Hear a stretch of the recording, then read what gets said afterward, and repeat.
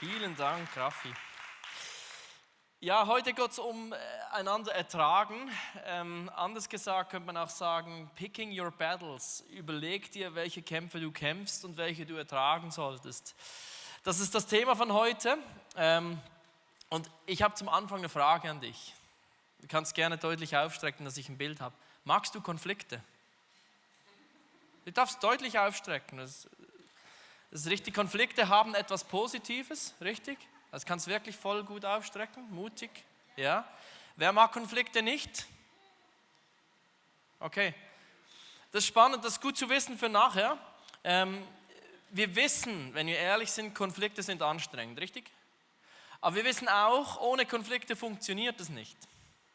Also spätestens, wenn wir mit anderen Menschen zusammen sind und uns dieses Zusammensein etwas bedeutet, braucht es auch irgendwo Konflikte, um dieses Gemeinsame zu schützen und auch irgendwo abzugrenzen. Die Kunst in dem Ganzen ist, welche Kämpfe kämpfe ich aus? Und sagt, da ziehe ich mein Schwert und ich fechte diese Konflikte aus.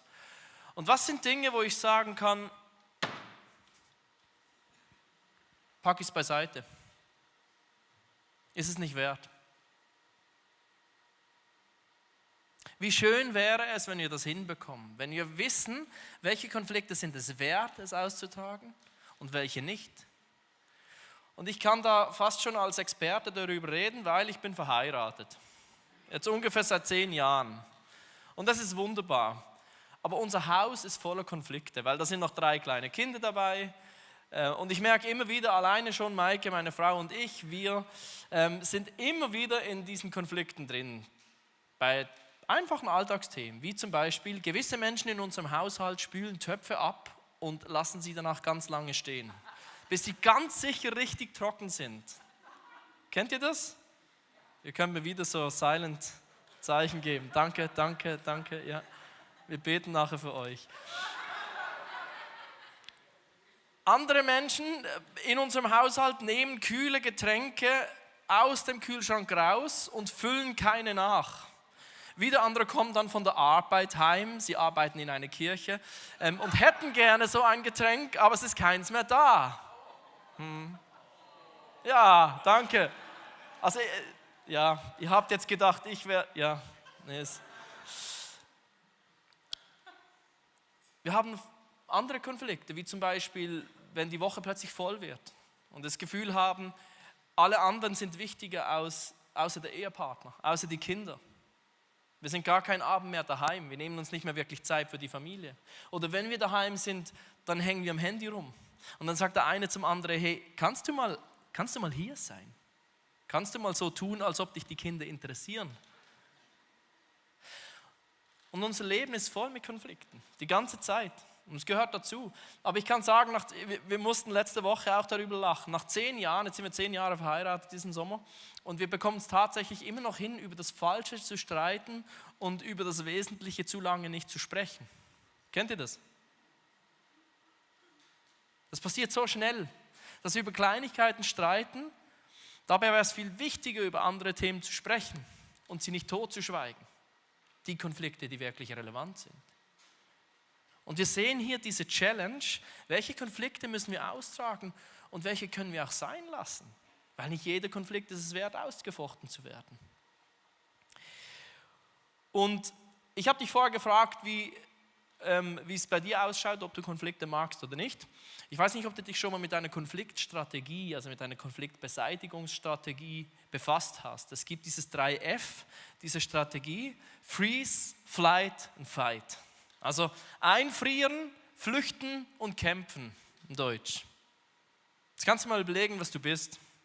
Weil wir haben meistens eine Schlagseite. Es hängt manchmal auch davon ab, mit wem wir streiten, aber wir haben eine gewisse Tendenz. Also einfrieren, freeze wäre so, du hältst einfach still, das kennen wir aus dem Tierreich aus. Wenn du Angst hast, dann stellst du dich tot und hoffst, dass es schnell vorbeigeht. Und irgendwann ist es vorbei und dann kannst du dich wieder bewegen. Flight. Logisch, wenn sich ein Konflikt anbahnt, dann musst du Rasenmähen gehen oder Sport machen oder nochmal ins Büro, früher zur Arbeit, später nach Hause kommen, mit Freunden abmachen, einfach viel unterwegs sein, wenig daheim sein. Und Fight wäre austragen, kämpfen. So spannend, wenn du 2 Fighter hast. Gibt's das hier? Wir können das eigentlich manchmal, gell? Da auch. Das ist spannend, das ist das Leben in der Bude, gell? Aber der Punkt ist, wir haben nicht nur Konflikte, wenn wir die Fight-Strategie ausleben. Wir haben die Konflikte auch, wenn wir Freeze oder Flight sind. Also auch wenn wir Einfrieren praktizieren oder wenn wir flüchten, wenn wir Konflikte haben. Der Konflikt, der ist da. Du hast den Konflikt. Die Frage ist nur, hast du ihn in dir drin? Vielleicht auch mit dir selbst oder trägst du ihn mit einem anderen Menschen aus? Aber der Punkt ist, dein Frieden ist angegriffen. Der ist überlagert von einem Konflikt. Ob du kämpfst oder nicht, du hast einen Konflikt. Und ich glaube, wir können lernen, ich glaube, die Bibel gibt uns Ratschläge, wie wir mit Konflikten umgehen können. Ich glaube, wir können ganz persönlich heute lernen, wie wir einschätzen können, ob es ein Konflikt wert ist, ausgefochten zu werden oder eben nicht. Und ich glaube, du kannst heute rausgehen und eine Strategie haben, das besser einschätzen zu können. Du wirst, wenn du das umsetzt, mehr Frieden erleben.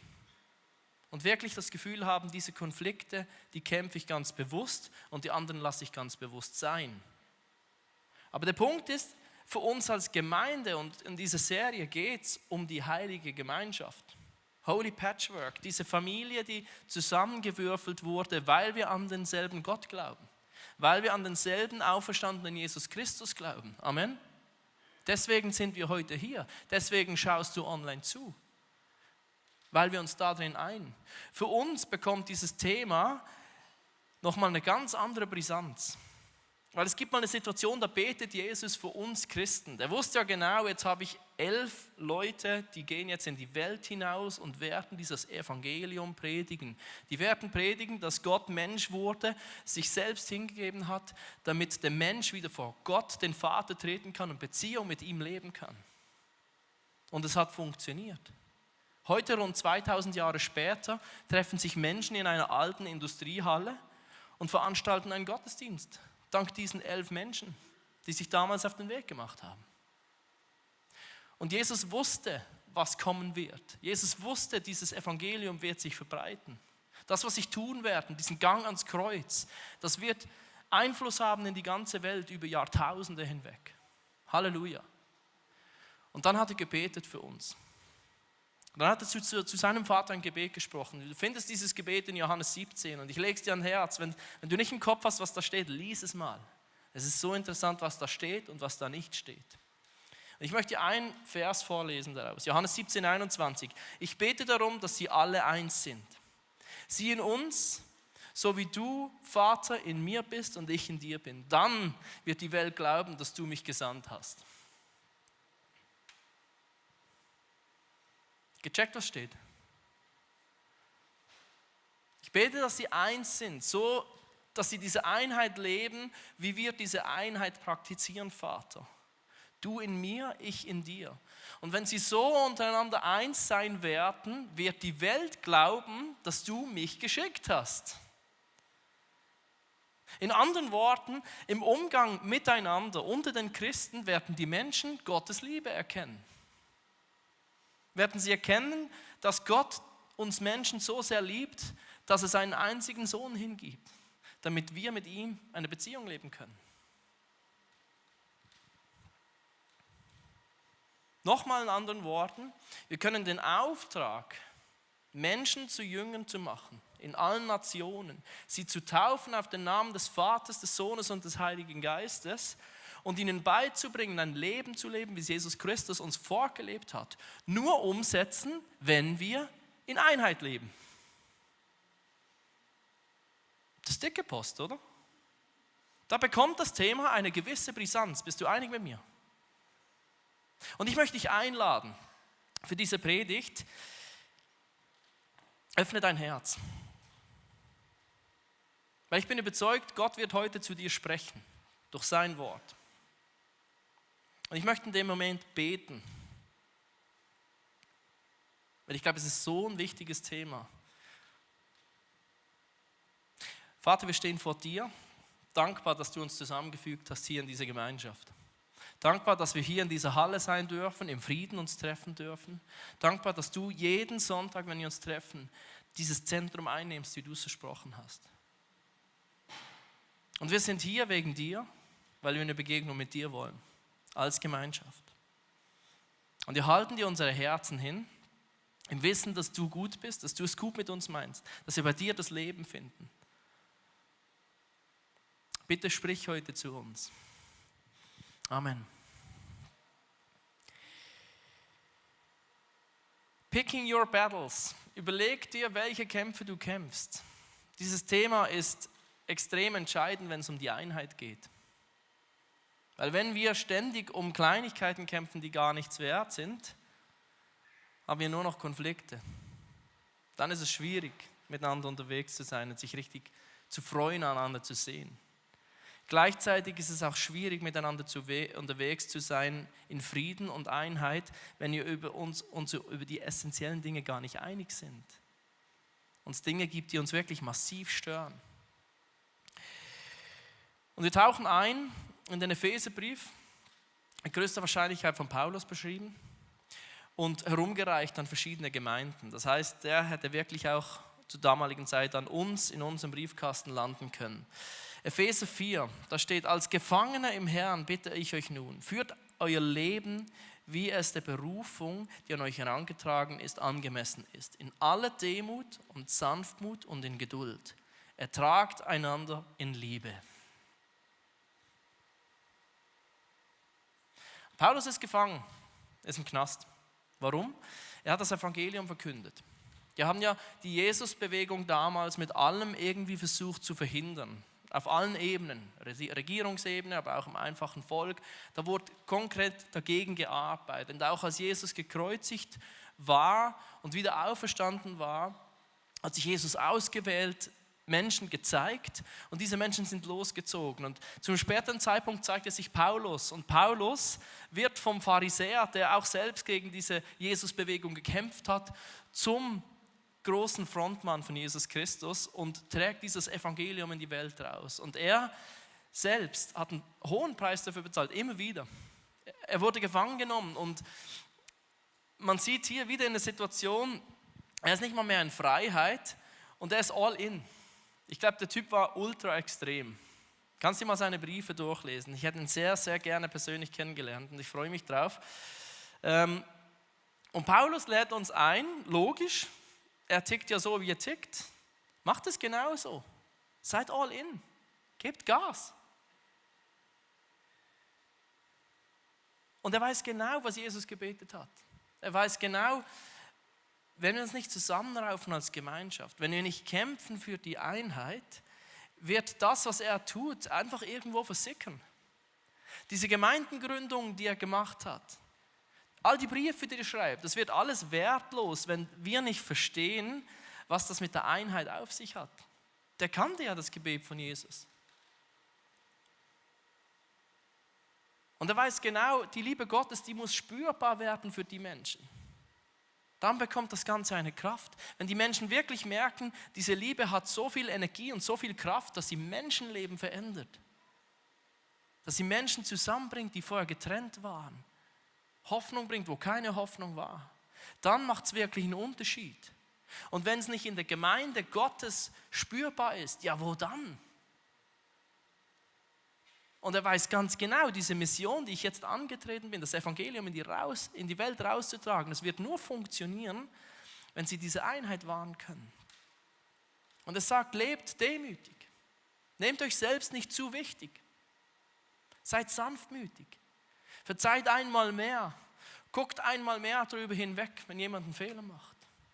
Seid geduldig miteinander, aber auch mit der Situation. Das sind 3 Eigenschaften. Gott sei Dank müssen wir das nicht ganz selbst schaffen. Gott lebt in dir, weißt du noch? Ja? Gott lebt in dir und du kannst dich darauf verlassen, dass er das in dir hervorbringen wird. Aber Paulus erinnert dir nochmal. Und dann, als ob es nicht noch schon schwer genug wäre, sagt er, ertragt einander in Liebe. Was bitte heißt das? Ertragt einander in Liebe. Haltet euch gegenseitig aus. Trennt euch nicht, nur weil es mal schwierig wird. Setzt euch weiterhin an denselben Tisch, auch wenn der eine Umweltaktivist und überzeugter Vegetarier ist und der andere jedes Barbecue mit Musik feiert. Umarmt euch weiterhin, auch wenn der eine rechtsextrem und der andere linksextrem ist. Warum auch immer. Geht weiter liebevoll miteinander um, auch wenn der eine nicht aufhört zu reden und du immer wieder sagen musst, ich muss jetzt weitergehen und du genau weißt, wenn ich die Person treffe, die redet und redet und redet und redet. Kennst du das? Und anderen musst du die Popel aus der Nase ziehen.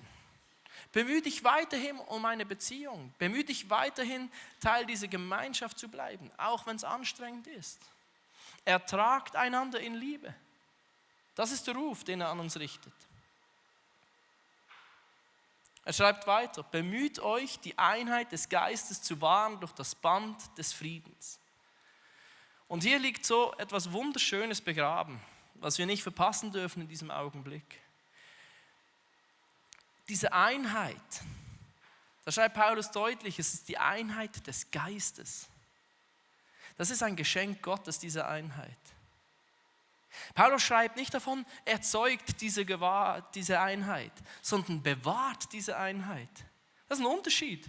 Einheit ist etwas, das Gott uns schenkt, wenn wir in seinem Namen zusammenkommen. An uns liegt es, sie zu bewahren. Erzeugen müssen wir sie Gott sei Dank nicht. Der Heilige Geist kommt in seinem Frieden und wenn wir ihm Raum geben in unserer Gemeinschaft, werden wir eins sein. An uns liegt es, diese Einheit zu wahren. Und darin erkennen wir aber auch, es hat auch mit einer Entscheidung zu tun, bewusst Kraft aufzuwenden. Das kostet Energie, eine Einheit zu wahren. Sonst würde das nicht so formulieren. Paulus kennt dieses Gebet von Jesus. Weil ich habe gesagt, es steht auch vieles nicht drin. Ich lese dieses Gebet von Jesus für seine Gemeinde immer wieder und ich bin immer wieder überrascht, für wie viele Dinge er nicht betet. Und wie viel Zeit er sich nimmt, für die Einheit zu beten. Ich habe im Internet ein bisschen rumgegoogelt die Woche und mal guckt, wie viele Gemeinden gibt es hier in der Region. Weiß das jemand? Ich auch nicht. Es sind endlos viele. Es gibt ganz viele evangelische Landeskirchen, katholische Kirchen. Wir haben die etlichsten Freikirchen, wir haben Hauskreise und. Never ending list. Und es sind weit über 100 christliche Gemeinden, die hier in der Region sich versammeln. Und Gott sei Dank dafür. Wir sind nicht die einzige Gemeinde, die sich heute hier trifft in der Region. Es gibt Regionen, da ist es so. Bei uns nicht. Und ich finde das Hammer. Weil es gibt verschiedene Gemeinden, die sich heute im Namen von Jesus Christus versammeln. In dieser Einheit. Und gleichzeitig drängt sich in mir die Frage auf, können wir einander noch in Liebe ertragen? Braucht es 100, weiß nicht viele Gemeinden hier in der Region? Schaffen wir das noch, gemeinsam Kirche zu bauen, gemeinsam in seiner Mission, in Jesus Christus Mission unterwegs zu sein und einander in Liebe zu ertragen? Oder müssen wir uns wirklich in 100 XY Gemeinden aufteilen, damit es geht? Ich lasse die Frage offen stehen. Ich kann sie heute nicht beantworten. Aber manchmal frage ich mich, wie gut sind wir darin noch, einander in Liebe zu ertragen? Weil ich muss dir ehrlich sagen, die Covid-Pandemie, ich weiß, wenn du es verdrängt hast, tut mir leid, das war mal was, das war nicht so schön, aber da haben wir echt ein schlechtes Bild abgegeben als Christen. Da ist die Einheit massiv ins Wanken gekommen. Und ich habe mich zum Teil gefragt, warum ist es bei uns nicht anders? Warum fühlt es sich bei uns nicht anders an, wenn wir einen Konflikt haben über ein Thema, was nicht das Zentrum unseres Glaubens ist, als in anderen Gemeinschaften? Warum kommen wir so gut mit so einem Konflikt klar wie ein Golfclub? Das war für mich schon ein Feedback. Und deswegen nehme ich mir heute auch Zeit, darüber zu sprechen, weil ich glaube, die nächste Krise wird kommen, so leid es mir tut. Paulus schreibt, das Feuer wird kommen und prüfen. Und wenn wir Frieden haben, ist es der beste Boden, auf dem wir uns entwickeln können, auf dem wir wachsen können, an Reife gewinnen können als Gemeinschaft. Um diese Einheit zu stärken, damit, wenn das Feuer dann kommt, wenn der Druck größer wird, wenn die Konflikte mehr werden und relevanter werden, dass wir dann wissen, wo macht es Sinn, das Schwert zu zücken und zu kämpfen? Und wo kann man sagen, ich ertrage dich. Ich sehe es anders, ich mache es anders, ich lebe es anders, aber ich ertrage dich.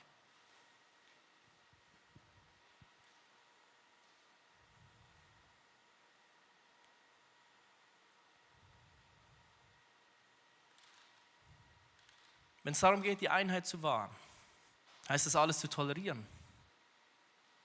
Das kann es auch nicht sein, oder? Paulus schreibt weiter. Ein Leib und ein Geist ist es doch, weil ihr ja auch berufen wurdet zu einer Hoffnung, der Hoffnung, die in eurer Berufung verdankt.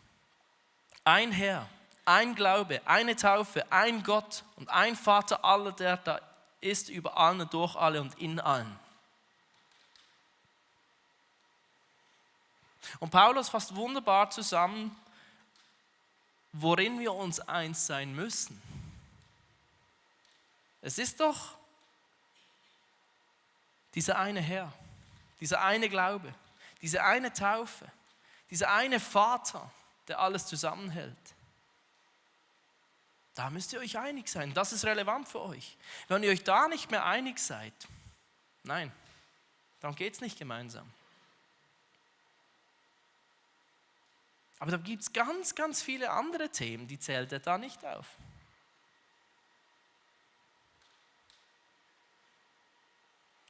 Es gibt Dinge, da können wir uns einig sein und andere, da müssen wir uns einig sein, richtig?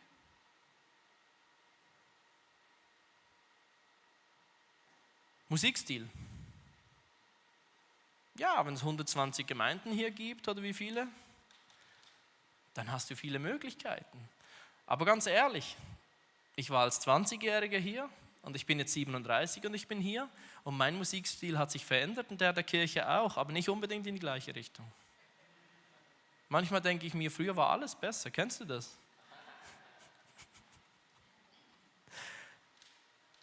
Aber muss ich darum streiten? Wie wichtig ist es?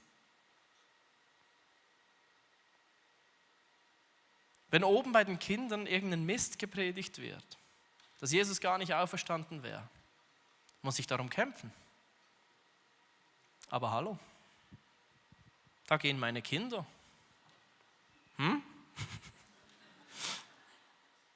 Da kämpfe ich.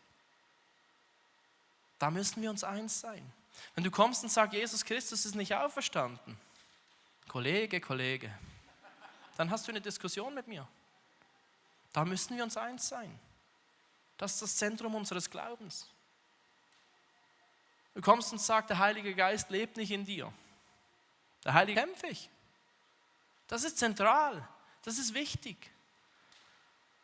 Aber fang doch von mir aus da hinten an, Bolognese mit veganem Zeug zu kochen. Ja, und wenn schon. Nicht meine Welt, aber mir auch Wurst. Hm?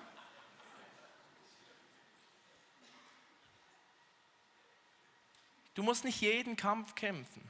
Und ich finde, wenn du Kinder hast, wenn du keine hast, dann beobachte einfach mal Kinder. Man sieht es da so wunderbar. Ich habe dir ein Bild mitgebracht von der Noe, meine Tochter. Die ist 3. Die ist mega süß, oder? Genauso süß wie sie ist, so stark ist auch ihr Wille. Ihre Strategie ist Fight. Mit ihr habe ich die Fights meines Lebens. Und sie kämpft jeden einzelnen Kampf, den sie kämpfen kann. Aber jeden. Wenn ich es nicht glaube, fragt meine Frau. Sie hat noch mehr davon, weil sie ist noch öfter mit ihr zu Hause als ich. Deswegen tiefster Respekt. Sie ist mega süß. Aber sie ist noch in einem Alter und das ist völlig normal. Das sagt Maike mir immer wieder. Dani, das ist normal. Das ist in diesem Alter so. Sie wird als Egoist geboren. Sie kennt ihre Bedürfnisse, das ist auch wichtig. Sie wird gar nicht überleben, wenn sie nicht für sich selbst kämpfen würde am Anfang. Sie muss für sich kämpfen. Sie muss entdecken, wer sie ist, was ihr wichtig ist. Sie muss diese Grenzerfahrungen machen dürfen und kämpft diese Kämpfe. Für sich. Dann habe ich dir ein Bild von meinem Sohn mitgebracht, Given. Er war jetzt auch schon in der Jungschi gestern dabei. Er ist 6,5. Schon etwas reif, ist jetzt in die Schule gekommen. Er kämpft nicht mehr jeden Kampf. Woran liegt's? Er hat erkannt, dass es Dinge gibt, die größer sind als er selbst.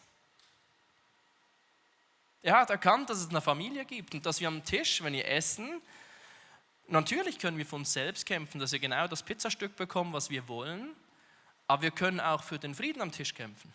Wir können auch gucken, dass das miteinander funktioniert.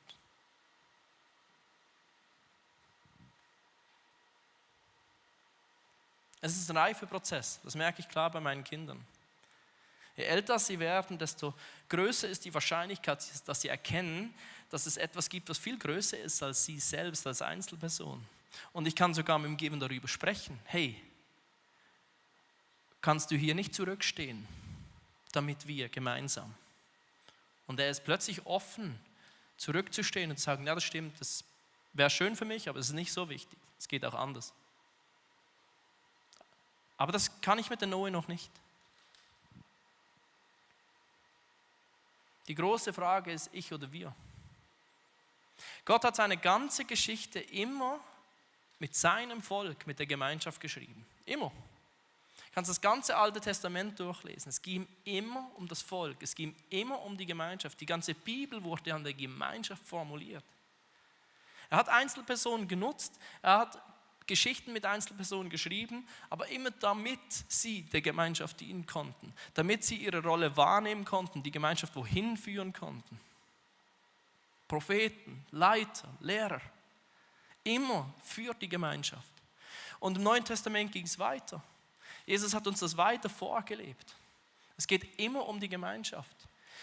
Paulus seinen Epheserbrief schreibt, sein Ziel damit ist nicht dir und mir in erster Linie mal Frieden ins Herz zu bringen. Das ist ein schöner Nebeneffekt. Das ist toll, wenn es uns besser geht, wenn wir mehr Frieden in unserem Herzen haben. Aber sein innigster Wunsch ist, dass die Gemeinschaft Frieden erlebt, dass die Gemeinschaft in Einheit lebt. Weil er ganz genau weiß, eine gesunde Gemeinschaft ist heilend. Eine gesunde Holy Patchwork-Familie, wie wir sind, zusammengewürfelt, nicht weil wir am gleichen Ort wohnen oder die gleiche Herkunft haben oder die gleichen Interessen haben, sondern weil wir an Jesus Christus glauben und an seine Auferstehung.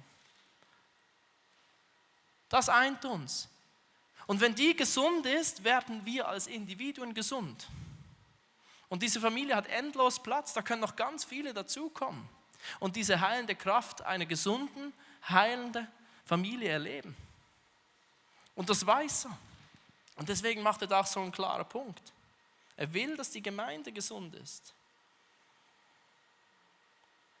Und manchmal, wenn wir Bibeltexte angucken, sind es die einzelnen kleinen Worte, die uns eine frische Erkenntnis schenken. Vielleicht hast du das schon mal erlebt. Du liest einen Bibeltext zum 100., zum 200. Mal und plötzlich springt dich ein Wort an.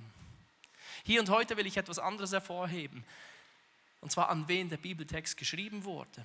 Er wurde eben nicht an dich geschrieben, sondern an uns. Und das ist ein entscheidender Punkt. Immer wieder erlebe ich es, wie Christen sagen, erklären sie irgendeine theologische Ansicht. Das beste Beispiel finde ich, ich trinke nicht oder ich tätowiere mich nicht oder weiß nicht was, weil mein Körper ist ein Tempel des Heiligen Geistes. Ja, wenn wir mal genau hingucken, steht, euer Körper ist ein Tempel des Heiligen Geistes. Diese Aussage betrifft nicht das Individuum, sondern die Gemeinschaft. Aber es zeigt etwas, wir leben in einer sehr individualisierten Gesellschaft und wir denken sehr schnell für uns persönlich, wenn wir die Bibel lesen.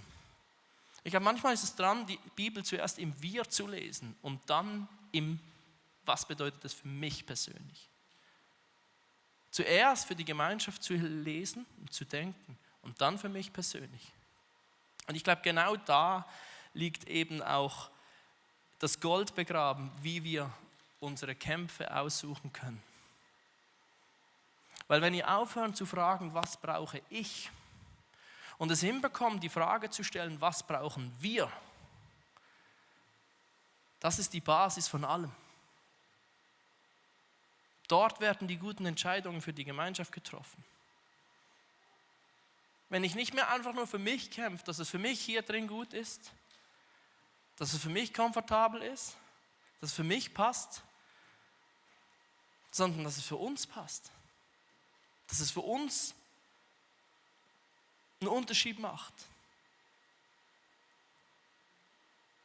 Und das ist eine wichtige Voraussetzung dieses Denken. Sind wir fähig, auf das Wir zu gucken und die Frage zu stellen, was brauchen wir? Und dann ist der Weg eben plötzlich gar nicht mehr so lang, die Kämpfe klug auszuwählen, die wir kämpfen. Und dann muss ich nur noch die Frage stellen, ist es elegant oder ist es systemrelevant?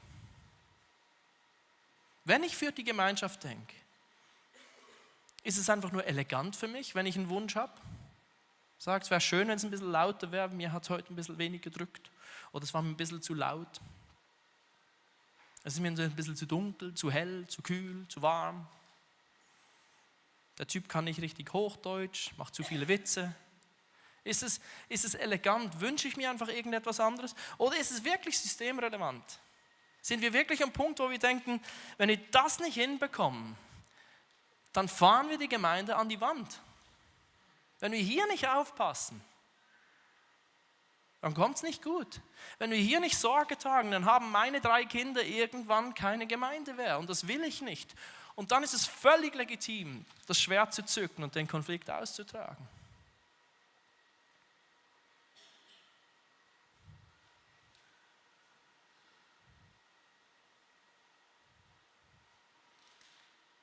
Dort, wo es wirklich systemrelevant ist, dass es für die Gemeinde funktioniert, dass das Wir weiterhin gesund wachsen kann. Lasst uns kämpfen, Leute. Lasst uns kämpfen, das ist wichtig und gut. Aber dort, wo es einfach nur elegant wäre, für mich persönlich, lasst uns einander ertragen. In Liebe. Es ist anstrengend und es ist eine Entscheidung. Aber eine enorme Kraft. Was passiert, wenn wir das tun?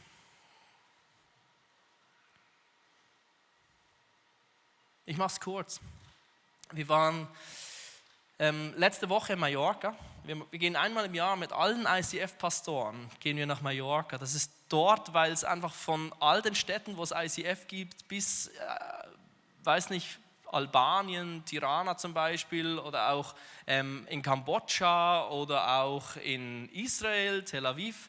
Am einfachsten ist, um hinzufliegen und dann einen schönen Ort hast, wo du gute Hotel hast mit großen Meetingräumen. Wir sind da mittlerweile 130, 140 Personen, die da zusammenkommen. Das ist richtig der Hammer. Da spürst du, was mittlerweile ICF für einen Impact hat. ICF Basel wurde als 2. Location gegründet. Wir sind mittlerweile um die 80 rum. Und Gott hat noch weiteres vor. Und das wird mir immer wieder neu bewusst. Und Gott zündet mein Herz immer wieder neu für seine Gemeinde und für Kirchengründungen an. Und deswegen werden wir auch nicht ruhig hier in Basel sitzen bleiben und werden uns weiterhin bewegen, weil wir ein Kirchengründungsmovement sind.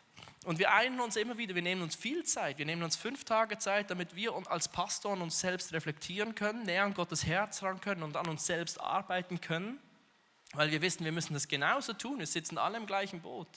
Wir sind alle noch nicht dort, wo wir sein wollen. Und mit diesem Mindset treffen wir uns. Und wir haben mittlerweile so Kirchengruppen. Wir sind zum Beispiel zusammen mit dem ICF Luzern, ICF Tessin, Zug, Altdorf, Basel-Land, Lörrach, Basel. Wir sind eine Gruppe. Und wir gucken miteinander, dass es uns gut geht. Wenn eine Kirche leidet, kommen wir rein und unterstützen. Wenn Pastoren Mühe haben, dann sind wir da und beten und kämpfen miteinander und interessieren uns füreinander. Wie Freunde. Und wir waren am Donnerstag als Gruppe unterwegs auf so einem kleinen Boot. Ein Boot gemietet, dass wir ein bisschen raus konnten, weg von allen anderen und einfach mal ein bisschen Ruhe hatten, um auszutauschen, zu beten, von Klippen zu springen, zu baden. Das war ein wunderbarer Tag. Und unser Skipper war Juan Carlos. Und Juan Carlos konnte ein bisschen Englisch, gut. Und der erlebt ja alles. Du musst dir vorstellen, wenn du auf Malle Skipper bist. Kennst du Mallorca ungefähr? Ballermann und so, Magaluf, englischer Ballermann. Wir waren auf Magaluf, wir hatten das Nachtleben mal gesehen. Da kommt alles zusammen. Zum Teil stockbetrunken, denken nur an 2 Sachen. Und der Skipper erlebt alles. Und der Skipper hat mir irgendwann gesagt, hey, ich habe mir noch nie so einen Tag erlebt. Diesen Frieden, wie ihr miteinander umgeht, diese Freundlichkeit, wie liebevoll euer Umgang ist. Am Ende des Tages musste nur noch einer mit ihm beten und jetzt lebt dein Leben mit Jesus Christus. Wir haben nicht einmal das Evangelium verkündet, ihm gegenüber, an diesem Tag. Nicht einmal haben wir mit ihm über die Bibel gesprochen. Nicht über Wunder geredet, er hat nicht mal ein Wunder erlebt. Aber er hat diese Einheit erlebt.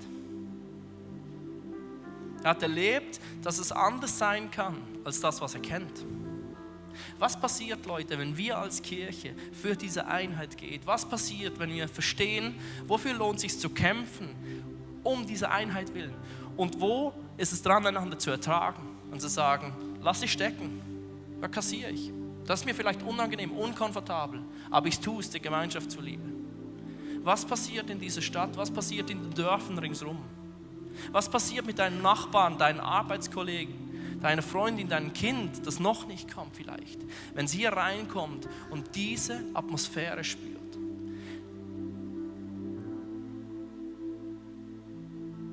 Gott hat etwas Großes vor. Er schenkt die Einheit und wir dürfen sie bewahren. Lass uns aufstehen, Leute.